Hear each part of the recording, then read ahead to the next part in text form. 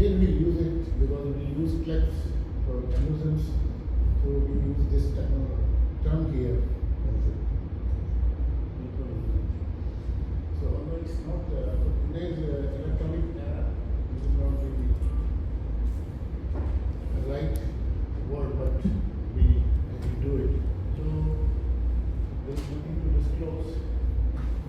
If anybody is out, like Ramesh is from other than India, so welcome to here in the Pink City.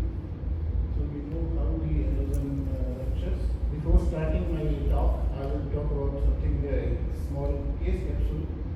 So when intra-procedural rupture happens, what we do is that it was a 42-year, not a hypertensive male, presented with sudden severe headache. He was fully conscious. His Glasgow was 15. There was no deficit. He had only neck rigidity.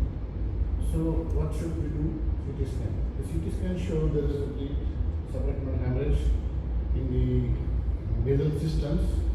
So what should we do next in the CT angio? The CT angio shows the aneurysm projecting upwards and superiorly. So what should we do next? Either coiling or clipping.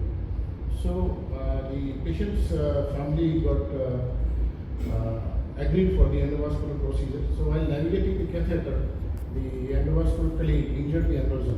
So aneurysm got ruptured. The guy leaked into the subarachnoid space. For a moment, the ECG got flattened, the asystole happened. With the CPR, it was given as the patient was under general anesthesia. So both pupils got dilated, but finally patient revived in the endovascular suite. So what is the next? What we'll do? So we took the patient for CT scan. The CT scan showed this thick bleed in the all basal systems. This is what we expected. So this is the comparison with the pre-procedural SH and the post-procedural SH. So what we do now? We took the patient for the craniotomy and clipping the aneurysm, shifted to the OT, and the brain was as usual fiery, angry, red, and swollen brain. So this surgical procedure was done. The last tomograph was taken. Frontoparietal, temporoparietal craniotomy was done. Ciliary fissure opened and blood washed. Aneurysm clipped. Lamina is opened, duroplasty done, and the bone flap removed and preserved in the abdominal wall, as we are expecting the swelling of the brain later on.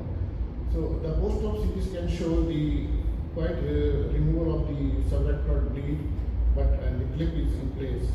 So if you compare it with the pre-operative or the post-procedural endovascular procedure, this is the CT scan, which looks quite better, and the next morning also we did the CT scan and the CT angiogram also, which shows the complete obliteration of the aneurysm. And the next morning patient was extubated with no deficit. So when I worked with the Professor Juha, they used to use adenosine commonly to make the cardiac arrest when the intraoperative rupture happens. So the adenosine is a very short-acting drug. It acts for 10-15 seconds maybe once it is in the blood, and then it causes the asystole. So on that basis, I gave a hypothesis which was published in British Journal of Neurosurgery. I called it transient reactionary physiological asystole. So if the aneurysm ruptures, if we can give intraoperatively ruptures and we give adenosine, why not the body secretes itself the adenosine and causes the asystole?